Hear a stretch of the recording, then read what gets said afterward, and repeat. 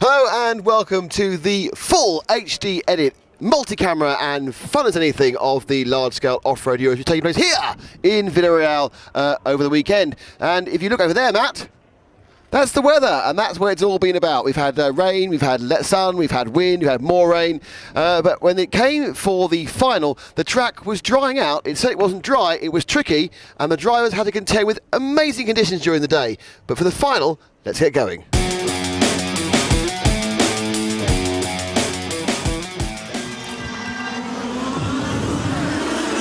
And off they go. It's a good start, a marvellous start for Arnaldi, and it's Feldman who's moved into second place. Car 6 of Alice Bayer is third, and then it's Lissau as they go down the Superbot corner the first time, and then Arnaldi has been actually mesmerising start, much in the semi-final. He's miles ahead, possibly caused by a bit of a kerfuffle, which has seen Lissau drop from fourth to second, from second to fourth.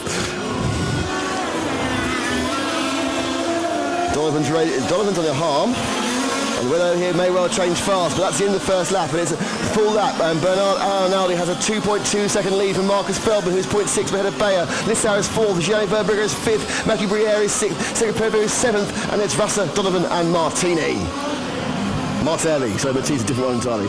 So the battle really at the moment is this one which we're watching now, coming out between third, fourth, fifth. There's a problem there, I think slightly offline was Arnaldi. He hit the edge, and that was really costing much time. It cost him, yes, 4/10 of a second. And that's Feldman now who's catching up into second. But this is the third place man of Alice Bayer. Behind him is Lissau, who's dropping back at the moment. At this part of the race, Lissau not quick.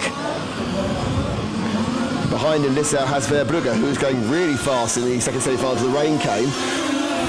But he's already several seconds behind Arnaldi. So Arnaldi now leads by 1.7 seconds, so actually he is being slightly pegged back by Feldman after a fantastic flying start. Bayer in third, justifying Matt's faith in him in the predictive stakes. So Alice Bayer, who of course is the brother of the reigning champion. Isn't he? Did he win again? He's the reigning champion at this. Oh, sorry. No. So car 2 of Lissau now has got back past Bayer and is moving forward to try and catch up. So it's Lissau from Bayer, and then Bayer drops another place. Verbrugge gets through, so Bayer's good start has disappeared, just so I was saying he was doing well. And he drops down into fifth, so it's going through the screen there. You see Feldman there in second and Lissau in third. So the 1, 2, 3, it is Arnaldi, Feldman, Lissau.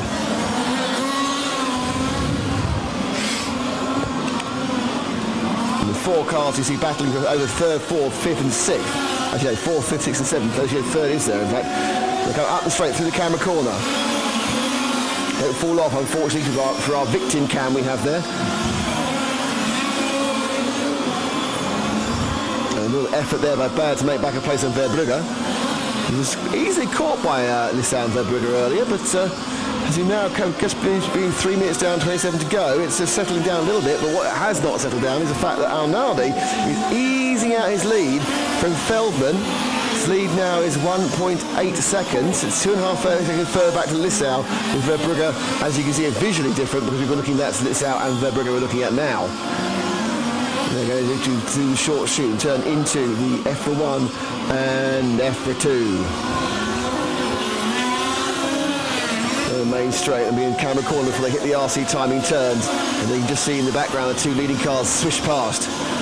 This is third and fourth for Brugge, looking quick. Lissau as well. Lissau's last lap 24.2, 24 flat for Feldman, which is the fastest so far. So Feldman really is trying to bridge that gap and going like a train.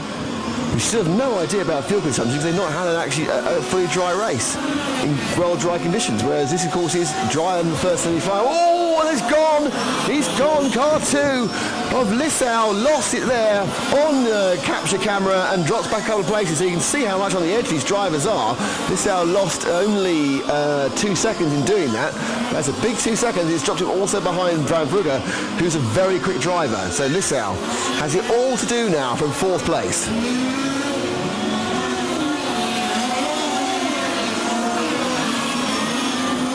Behind him is Alice Bayer And Cedric Prevost moving through the field, which is good news for Matt. It's actually his tip for the top. That is Prevost now. He's coming to attack. Move forward slightly to Prevost and Lissau, Frank. And that's where they are. That's the battle we're looking at now for fourth. As Lissau really hasn't made much these first nearly 5 minutes. Luckily, he's got 25 minutes to make up for it.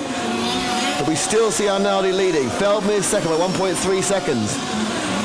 And Prevost, again, after a slow start getting to the pack, has got that sort of inter-race speed, and he's certainly really harrying Lissau. So Arnaldi, Feldman, this is the battle for fourth and fifth. Feldman is getting a little bit closer to Lissau at the moment. We've got a Verbrugge Arnaldi Feldman bet from Dimitri. I think that's unlikely. Donovan's in ninth at the moment. They spin through. Lissau, fourth place. Verbrugge now is not really gaining. In fact, there's 24-2, 24-3, 24-3, 24-2 is the first four drivers. They're all getting up to much in speed. But the nice thing, if you are Arnaldi, is you've got a 1.7 second lead.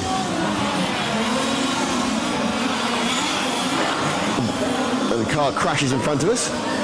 And it's there and dead. I don't know who that is. My guess is that was Guido Ruster or Michael Donovan. Both of them were late at this lap. So some problems for Michael Donovan and Ruster as the three middling cars go up the hill.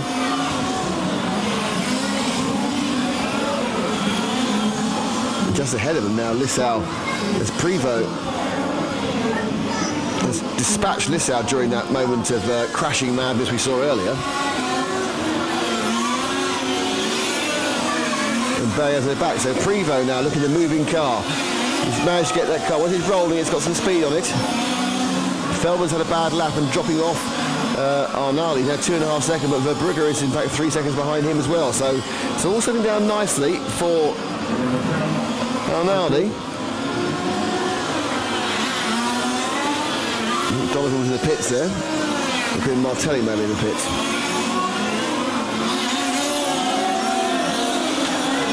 Another problem for Lissau. Lissau really not, he's taken a long time. He looked very good in the semi, but things not going well for him here. He's having to do a kind of a check block there on Bayer to stop himself from dropping down to fifth. In fact, sixth. So Lissau, my tip for the top is so far only going backwards. And this is the problem. The track was very different from the half hour they had before. And my guess is that it's not their liking. You can see that also Bayer and Lissau are both having problems at coming around Camera Corner. The car really wants to get away from them. They've got an oversteer issue. They haven't got the grip roll problem they had earlier in the week. It's an oversteer issue. Let's see if we can pick up our leader, Arnaldi, in the touring car coloured car. He's going round Super Bock Bend at the moment. He turns sharply into Samba Pikes Point. Before getting into the F for turns, he's about to put a lap. I think that's on Martelli, I think that is. He'll be lapping in a second. Comes down the straight. Hunting hard, the number 9 indeed of Gianmarco Martelli.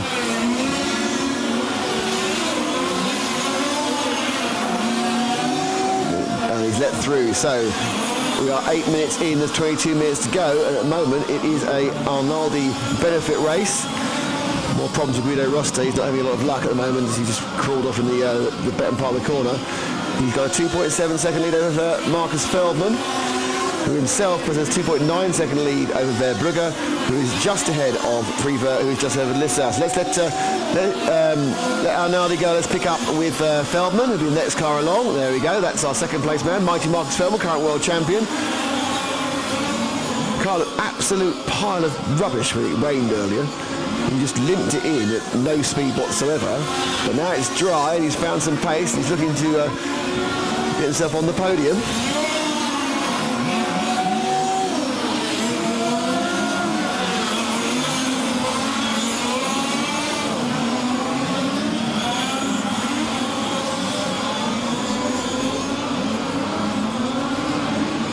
So he comes down to the United Nations. The main straight, I'll take the guess and hope for it corner, because they turn from dry onto kind of what looks wet. I don't think it's a massively damp as far as the traction's concerned. Not yet got in the 20. No one's yet got in the 23 second lap. Oh yeah, we've got a couple of 23s. Prevost and Verbrugge have just clipped the 23 second lap race. Seconds for a lap.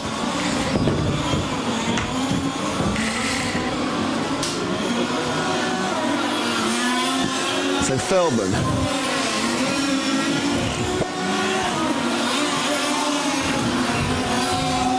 Not really gaining on Prevost at the moment, but not really losing either. It's all quite static at the moment.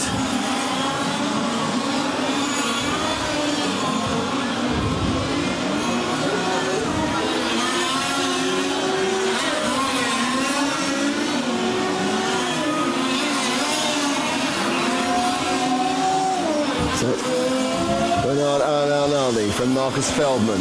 Giovanni Verbrugge is third. Cedric Prevost is fourth. So Verbrugge in third in car 7. With us now is the number 1 of Arnaldi. Let's let them go through. Let's see Verbrugge, the green car now coming towards us. Let's Frank, the green car. That's the good one. Good lad. Through the timing turns. He's in third and he's got about a second lead on Prevost. So this is the battle at the moment. The only battle that's very close is third and fourth. The Prevost car got quicker during the half-hour semi-final. It's getting quicker in this final. He's looking now to pick up third place. And we are 10.5 minutes down, 19.5 minutes to go. So far, I'm touching wood, no rain. How big is the delay? Live timing is about 9 to 10 minutes ahead, is that right? I didn't know it was 9 to 10 minutes. I thought the delay was about 45 seconds. We may have an extra delay during the day, so I don't know how long the delay is, I'm sorry.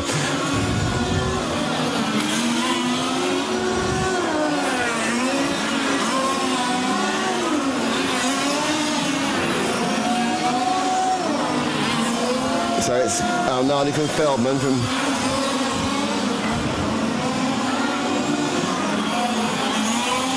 Verbrugge, Prevost next, and Lissau.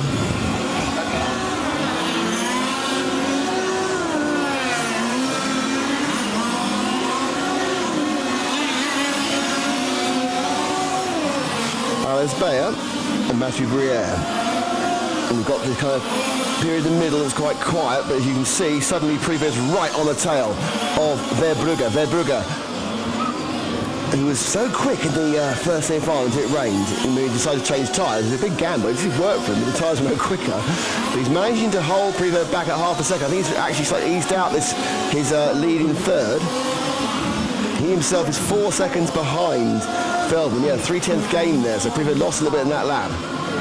Track still drying, still improving, still coming to the drivers with every lap they take.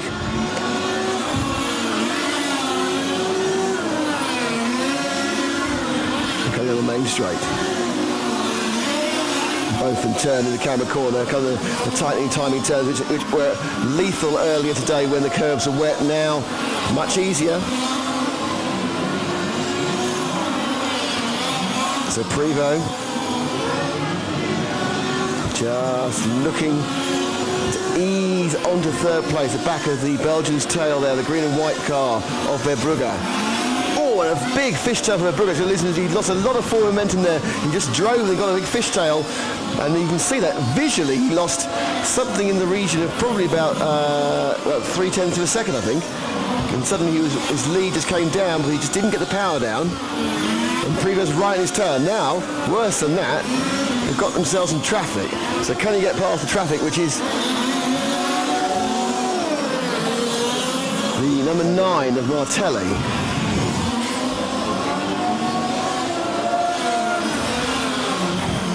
Both get through. Prevost right on Verbrugge's tail as they go through the first part of EFRA and then turn round through the United Nations. On the main straight, and not the best pick up there from Prevost. Let's let Verbrugge get a bit of a gap again. They are still, both of these are drifting off Feldman, and Prevost now looks to go on the outside of the Superbox. He now tightens up, can he dive up the inside of the Samuel Point turn? No, he can't. The short shoot now. F1, F2, he's just leaving a gap there. Tries to look a bit of a different line. Now he hit the wider line to get a better drive. As he comes over, no, he lifts up 2 wheels, but he's looking so hard now. Prevost has a bit of speed, but as we saw in one of the semi-finals, if you hold your line, Alex Bayer held his line for 10 laps, and Briere couldn't get past him. Can his fellow Frenchman Prevost get past the man who's also holding his line in Verbrugge? I can tell you it is spotting with rain now, and big black clouds coming behind us. Although when we look to the front of the track, our view is beautiful blue skies, but behind us there are big black clouds coming. Oh dear. So I'm not sure if Oh, look at that. Verbrugge again getting some oversteer. Out the inside goes Priva. Verbrugge comes back trying to get him through the super box. But no, he just lost drive coming through the first part of the timing turns, and suddenly he had no drive. He just, I don't think the spotting surely is paying yet, is it? Because he's lost a bit of time. There's no real drop in times at the moment. Perhaps they're down about 3 cents, half a tenth, half a second. But Privo picks up third there, and it's all because Verbrugge just lost drive coming out of the second half of the timing turns. Verbrugge now, it's easier to chase than to lead, is now all over the back bumper. Only again, he's very loose at the back end, and we don't like that, certainly on a holiday. So Verbrugge, but now Privo's going to make up a 5-second gap to Feldman. Feldman is 3 seconds behind Arnaldi. He's half a mistake away, but if the rain falls down, Feldman's car looked appalling in the semi-final. Martin Lissau fans, I'm afraid he's a long way further back. Actually, Lissau now is right. Sorry, he's right, saying that he's right on the tail of. I had the wrong timing there. He's right on the tail of Verbrugge, and he's coming now. So Lissau now is the next person to want to start moving forward through the field. The temperature's dropped a bit. The wind's upping a bit, and we're now beginning to wonder if we're going to see 15 dry minutes. Because if it rains, it's going to become a lottery, because the biggest lead we have is Arnaldi, who's 2.7 seconds ahead of Feldman. Feldman has 6 seconds approximately on Prevot, and these two you can see are a further second and a half back. So there's Prevot, there's Verbrugge, and there's Lissau, who went backwards in the first 10 minutes. We're now 16 down, 14 to go. He's now trying to go forward in the second half of the race. Perhaps that was the plan all along, and again, a little bit of a loss of drive for Verbrugge. Lissau wasn't close enough to make the most of it. Giovanni now definitely blocking, as he's absolutely allowed to do during a final. Lissau, totally fair what he's doing, but he is holding him up. And the Dane, who made the bad start and the bad first few minutes, he comes at the inside now. And that was a discretion bit of Alfaro. He came up really, I think, in many ways. Perhaps Verbrugge should have let him through there. And he's coming at the inside again. So Lissau trying everything to get past the Belgian. He's definitely got the pace and the speed, and he was almost, I think he backed out what would have been a questionable move when he went wide going through the timing turns last time. Listen now, trying to line up this overtaking pass, and behind them is the next man with Mathieu Briere, and he's in this fight as well. And when they go away from you and they're turning into the Superbot turn, they actually just look like real full-size touring cars, and they're exactly the same. This could be Alton Park or anywhere. Amazing. Verbrugge now, he's got himself together again after almost leading. Or perhaps Lissau's gone for a breather. Lissau's dropped back off in the last lap. Bad lap, in fact, for Lissau, the previous lap. And he's dropped back about half a second. And now he's got Briere breathing down his neck. So now it's kind of, the hunter becomes the hunted, and Briere looks to get underneath him. Still no sign of any serious rain.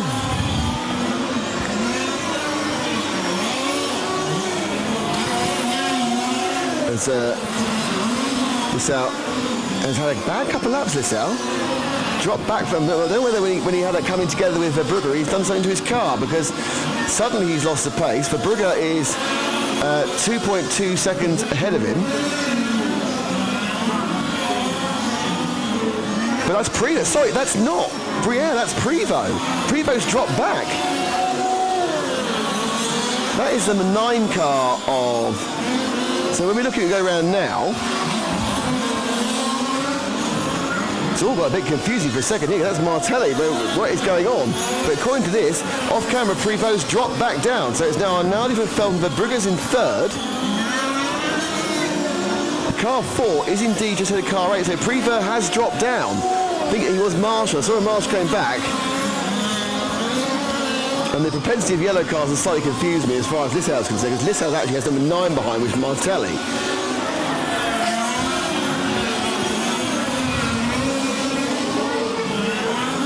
So let's just do a bit of a recheck. So let's find our leader. Our leader is going now round through the start-finish straight. This is position 1. Let's pick him up now on the United Nations.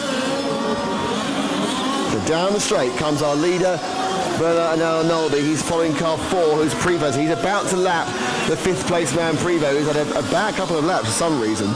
So it's Arnaldi who runs down. Now let's hold the camera. Let's wait for Feldman to come through. He's the next car through. There we are. He's your 2nd place man. That was the gap. The 2nd place man, Feldman.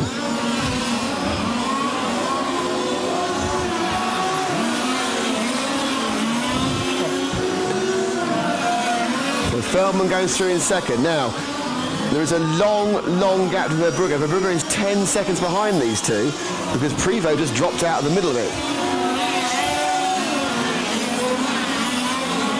So we wait and see. That's just what we'll do is we'll take the cars into the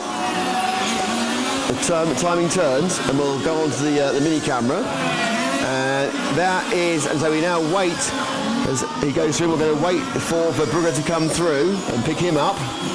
And that's how far behind he is after 20 minutes with 10 minutes to go. He's still not come through. Here he goes now. That's Verbrugge, the green and white 7 car. And he's your 4th place man, and that's your 5th place man, Lissau. So Lissau and Verbrugge are getting a bit close again now, but they are 4th and 5th. And there's a big gap between Verbrugge and Feldman and Prevost, who are 2.5 seconds apart.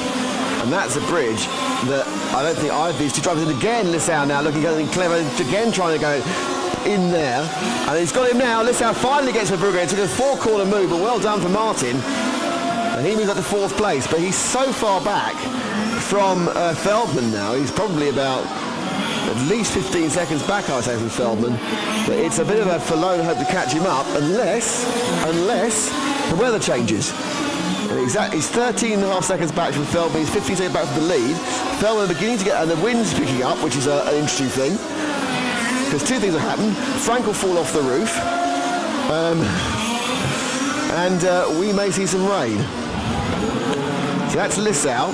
Now has to begin a 15-second, and he's dropped, absolutely dropped.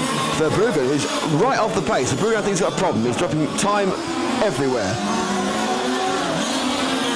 And is it spotting more? I think the cloud is going to miss us, and it's going to the left-hand side of the track, so I think it may be all. It's good news for our cameras. So, with Feldman, again, and Arnaldi, that's where the battle is. With Lissau needs to leave, he's on his own now trying to catch up. But let's see if we can find our leader again, which is Arnaldi with the touring-coloured car running around the United Nations down the straight now.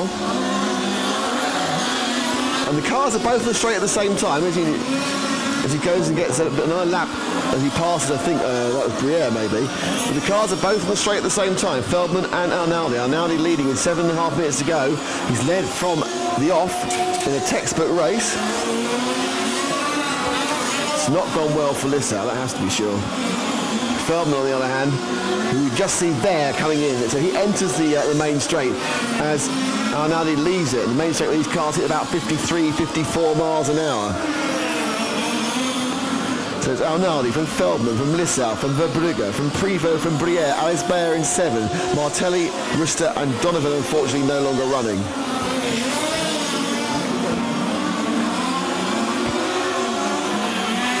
And every lap that's ticked through, Feldman and Arnaldi are trading tenths either way, so there's no real gain. That 2.5 second lap lead has been there since about minute 5. And Arnaldi, and the thing is that Lissau, even though he is pretty damn swift, is not making any impression whatsoever on these two. He lost too much in that first session, but he does look like he might get himself a podium here. Let's let Arnaldi go through. We'll pick up with Marcus Feldman now. That's your second place man, so he's a multiple European champion. He's won it about 112 times in the mat, I think. And the world champion, of course, as well. How many times have I got dinners on this trip? Oh, you're looking forward to a big bob later, aren't you? So Feldman, Arnaldi is less than one mistake away, and he's got 6 minutes. He's got one mistake and then he's gone. But he hasn't looked like making that mistake, in fairness. And that's what Lissau has to help. That's what Feldman has to hope for. Lissau has to really hope that both of them break down.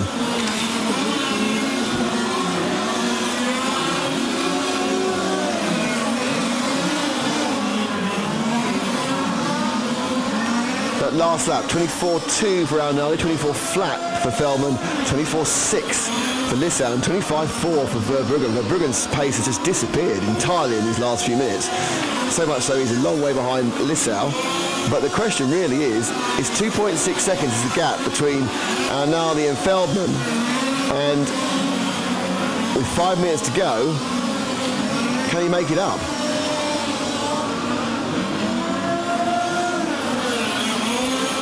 And are we going to get a case of close but no cigar?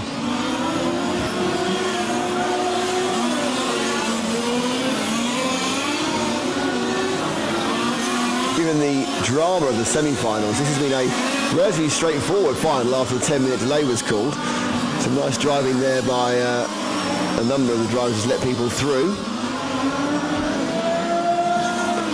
But Feldman is now 3 seconds back virtually. She just lost another tenth. So it's looking to be moving inexorably towards Bernard Arnaldi becoming European champion.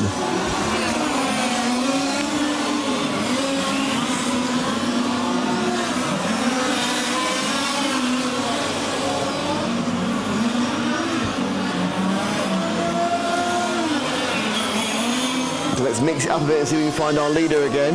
Who's, I don't know whether they're coming together between two cars, but neither of them with the leader, thankfully. So it's coming now through the timing turns. Arnaldi getting perilously close to lapping Lissau.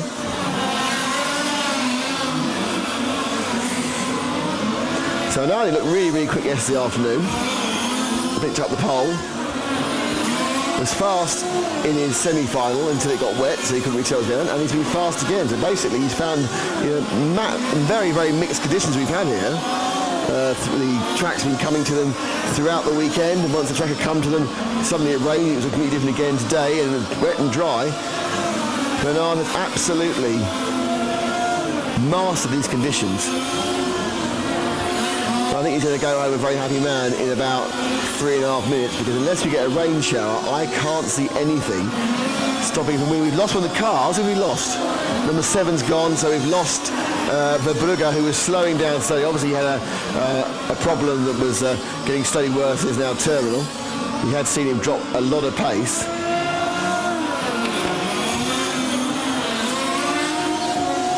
And the lead is now 2.7 seconds. So Feldman actually pulled a couple of seconds back that time. He's trying to make it exciting for us. Let's see if we can find the leader, because that's not the leader, Frank. Let's pick up Feldman. Feldman's just United Nations. So let's go to the F return.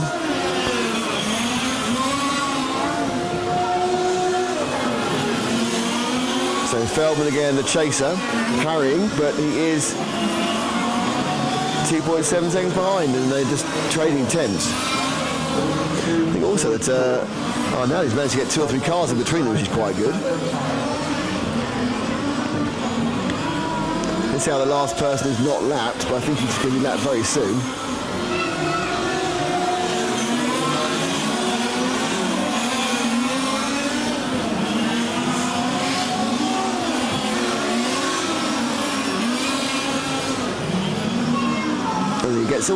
That was lucky. Feldman got 2 in one go. One of them was Lissau, so Lissau has been lapped now. So the first 2 have lapped all the way up to second. That makes sense, up to third. So everyone's lapped. And the paces one isn't in Lissau's car today. So it has been Feldman and it has been Arnaldi. But Arnaldi just looking masterful, controlling the gap. Dropped a couple of tens that time to Feldman. There's only a minute and a half to go. So let's pick up our leader again as he goes into the TV timing turns now. Because he is a minute and a half away from winning the European Championship, which he has won with consummate ease in many ways. Whilst he's never been a long way away, those 2.5 seconds have always been enough.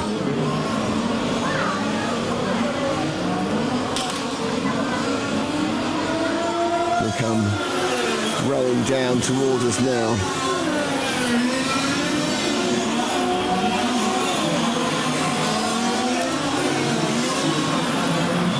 And the car still looks great after half an hour. So a deserved winner. He won. He was the pole position sitter. He was the man who won his semi-final, and it looks like he's the man who's going to win his final, because he's got, whilst the lead's coming down a tiny bit, there will be this lap and 2 more. He'll have 2 more laps after this one, as will Feldman, who's a little bit closer again. Closer down by about 4 tenths, but there's 2 cars in the way. So Feldman making a fight out of this, because they should finish in the same frame, which is always good. With 2 laps to go, So you can see Feldman hitting the straight there. So he's only half a straight as Feldman begins to push hard. Oh, and very ponderous around the corner there for this last lap. I thought he might have finished. They're really getting quite close. They are grandstand finishing for us. They're both in the same frame. Feldman catching hand over fist to Arnaldi. If there had been another couple of laps, which there aren't, he might have had a chance. But Feldman now is within shooting distance, or speaking distance. Oh, he could be up to. He's trying so hard, Mighty Marcus. But it's going to be Arnaldi. He's going to win this. But he's going to win this by less than a second. And a win for Bernard Arnaldi. He's slightly tightened up towards the end as Feldman tried to come. Absolutely marvellous. Bernard, congratulations. But that did seem like an easy win. No, because the final was very stressed, and the distance with Marcus was very short. How difficult was it today with all the different conditions and the rain and everything? It was very difficult with the weather because it was raining and sun shining just after. After your first European Championship, how are you feeling? I am very happy because I was looking for the title from many years.